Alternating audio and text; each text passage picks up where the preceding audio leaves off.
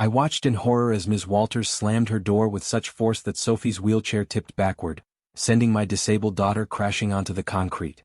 In that moment, 20 years of Navy SEAL training crystallized into a single thought. This woman had no idea who she'd just declared war against. Before watching full video, comment below from where you watching. Also like and subscribe for more stories.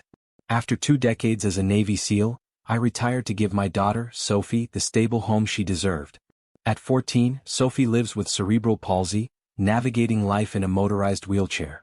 Her bright smile could light up even the darkest room, no matter how tough her day. I spent months researching neighborhoods before choosing Oakridge Estates. It had good schools, accessible sidewalks, and promised a sense of community. When we moved in, the moving trucks had barely left before neighbors arrived with warm welcomes. Mrs. Chun brought homemade dumplings, the Jackson kids invited Sophie to their weekend basketball watch parties, and Mr. Reyes offered to install special bathroom fixtures for Sophie's needs. But then there was Ms. Walters, the HOA president. While others saw Sophie's strength and determination, Ms. Walters only noticed her wheelchair. Her smile was cold, never reaching her eyes as she scanned our front yard for rule violations. When Sophie proudly showed her the new ramp we'd built for her wheelchair, Ms. Walters' only comment was, "I hope you filed the proper paperwork for that." I'd seen that look before in combat zones. Someone who viewed people as problems, not as neighbors. I never expected to find it in the place we'd chosen as our forever home. Sophie loved the school's autumn fundraiser. While other kids sold store-bought chocolate bars, Sophie spent weeks creating handmade greeting cards. Her watercolor designs were exceptional, her art teacher said, and Sophie glowed with pride knowing she could create beauty despite her physical challenges. One morning she asked, "Dad, can we start selling on Maple Street today?" Her sales notebook rested carefully on her lap. I nodded, walking across the street to give her independence while staying close enough to help if needed. Sophie had a system. She'd position her wheelchair a polite distance from each door, rehearse her pitch, and flash her brightest smile when someone answered. The Johnson family bought 6 cards, praising her talent. Mr. Patel, an elderly neighbor, purchased a dozen for his grandchildren's birthdays. Sophie carefully noted each sale in her notebook, her confidence growing with every door. She was thriving and I couldn't have been prouder. When she reached Ms. Walters' pristine colonial house, I felt a flicker of worry. Sophie hesitated too, but she squared her shoulders and wheeled up the accessible path to the front door. She rang the bell, practicing her words under her breath. The door swung open and Sophie began, "Hello, Ms. Walters. I'm Sophie from Oakridge Middle School and I'm selling." "We don't want any," Ms. Walters snapped, cutting her off. Sophie stayed calm. "These aren't regular items. I made these greeting cards myself for the school arts program." "This neighborhood doesn't allow soliciting," Ms. Walters interrupted, her voice sharp. "You people think you're special and the rules don't apply to you." Before Sophie could respond, Ms. Walters slammed the door so hard that Sophie's wheelchair rolled backward. Sophie grabbed the wheels, but the momentum pulled her off the porch's edge. In slow motion, I watched as she and her wheelchair tipped sideways, crashing onto the concrete path. I sprinted across the street, my training kicking in as I checked for injuries. Physically, Sophie seemed okay, no cuts or broken bones, but the look in her eyes was worse than any wound. Humiliation washed over her face as neighbors stepped out to see what happened. "I'm okay," she whispered, her hands shaking. Her carefully made cards lay scattered across the walkway, some soaking in a puddle from the lawn sprinkler. Sophie held it together until we got home, but then the tears came. "Why does she hate me, Dad?" she sobbed. "Is it because of my wheelchair?" That night I couldn't sleep. The image of Sophie falling played over and over like combat footage I couldn't shake. My SEAL training had taught me to channel anger into action, but this wasn't a battlefield. This was my daughter's home, the place where she was supposed to feel safe. The next morning, Sophie refused to get out of bed.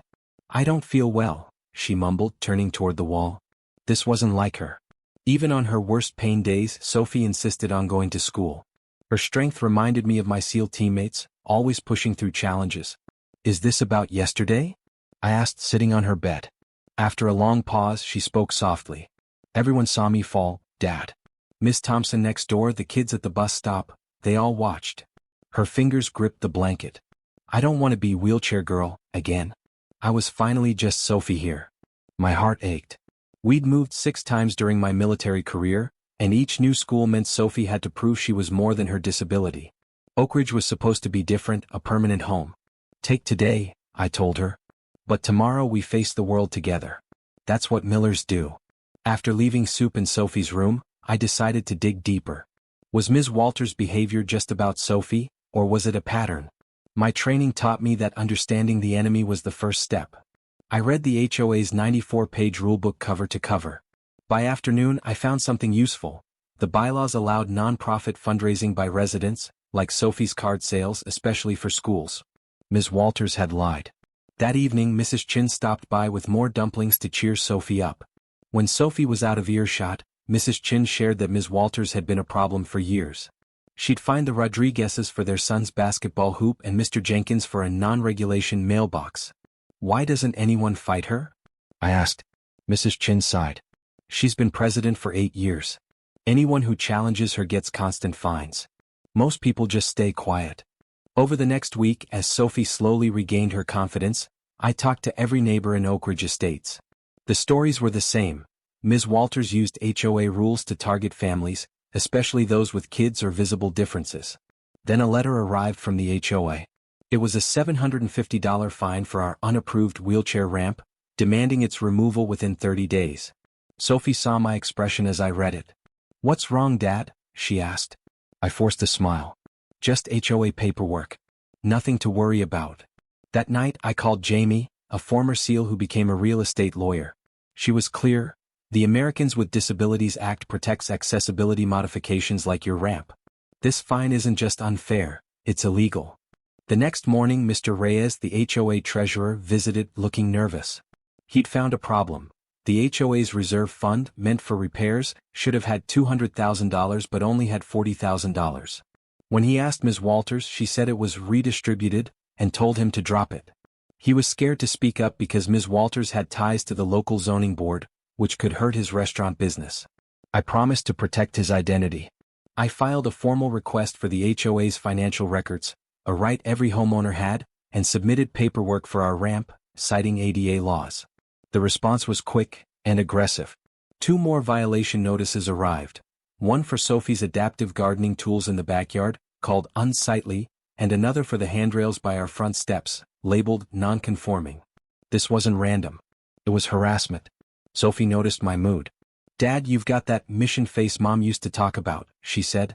I decided to be honest. Ms. Walters is using HOA rules unfairly, not just against us but others.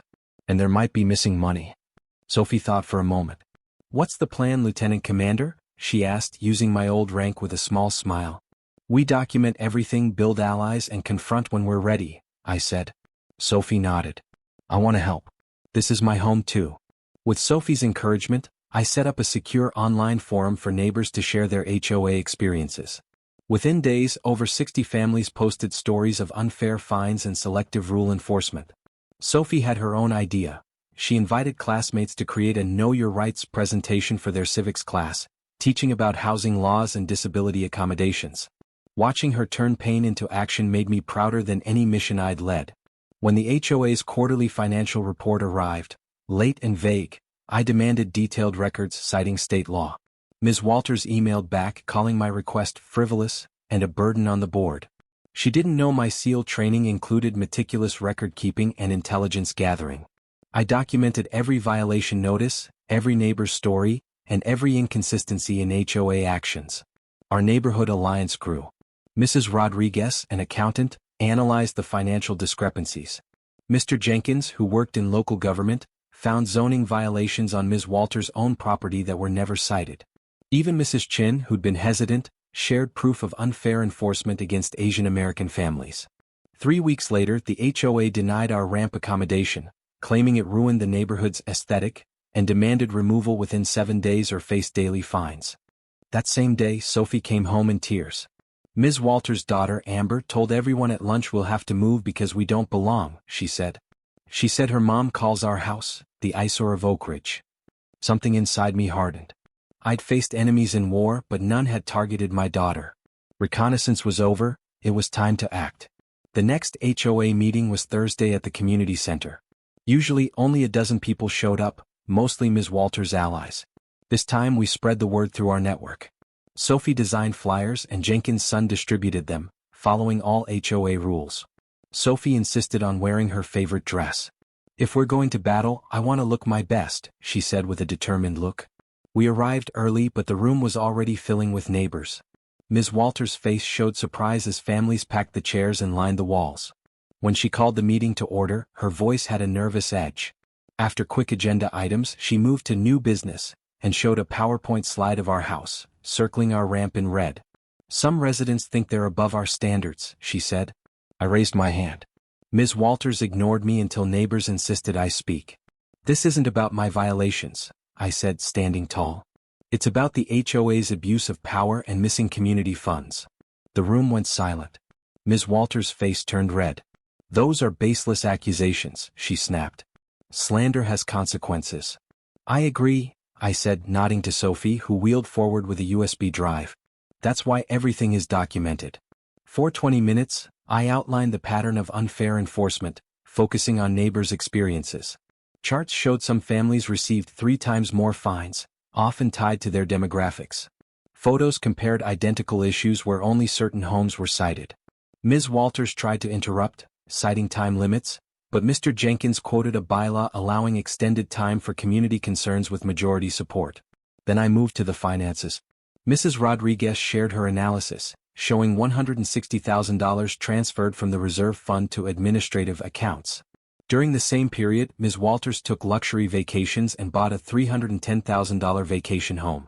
I revealed HOA debit card purchases at resorts in Bali, Tuscany, and the Cayman Islands, matching her Instagram posts. The room erupted. Board member Mr. Leong demanded to know why he hadn't seen these transactions. Ms. Walters claimed they were leadership retreats, despite being the only attendee. Desperate, Ms. Walters attacked me. "Who are you to question me? Some military grunt who doesn't get how communities work." The room waited for my response. I'd avoided mentioning my background, but now it was time. "Lieutenant Commander James Miller, Navy SEAL, retired after 20 years, I said calmly. "I'm trained in financial tracking and fighting corruption. But I'm here as Sophie's dad, fighting for a community that protects its people." Sophie wheeled to the center. "Ms. Walters," she said, her voice steady, "when you slammed your door, I fell because of my disability. This community is falling because of yours." I got back up. The silence was heavy, then Mrs. Chun clapped, followed by others, until the room gave Sophie a standing ovation. Ms. Walters banged her gavel, threatening to end the meeting, but Mr. Jenkins moved for a vote of no confidence in her and a full financial audit. The board voted 4-1 to remove her. Ms. Walters stormed out, hissing, "This is temporary. You'll regret crossing me." I stepped closer, speaking quietly. "If you target Sophie or any child again, the DA's fraud division will hear from us." Neighbors began talking, sharing their own stories. Mr. Leong proposed updating rules to support accessibility. Someone suggested reviewing all fines. Sophie moved through the crowd, thanking people and connecting with other targeted kids like the Rodriguez boy with his basketball hoop. In the weeks that followed, Oakridge changed. An audit confirmed $180,000 in misused funds, and Ms. Walters faced criminal charges. The HOA rewrote its rules with help from a disability rights lawyer. Sophie joined a youth advisory committee to represent young residents. Neighbors grew closer, hosting cookouts and starting a watch program rooted in care, not fear. 3 months later, Mrs. Rodriguez, now HOA president, proposed turning an empty lot into an accessible community garden, with Sophie as youth coordinator. 40 neighbors built raised beds at different heights and wide paths for wheelchairs. Sophie led kids in planting, her wheelchair just part of her work. The next spring, as seedlings grew, Sophie taught younger children how to water them. "Everyone needs help," she told me. "My wheelchair's like Mrs. Jenkins' high beds for her back or Mr. Rodriguez's tool grips for arthritis. It's not what makes me different." That evening, the HOA sent a letter praising Sophie's leadership and inviting her to present her garden designs to the County Planning Commission. A year after Ms. Walters' door slam, we held the first Oakridge Accessibility Awareness Fair. Hundreds attended, including officials. Sophie led garden tours and showed adaptive tools. As the event ended, she said, "Dad, remember when I thought Ms. Walters hated my wheelchair? It was never about that. Some people need power to feel strong. Real strength lifts others up like you taught me."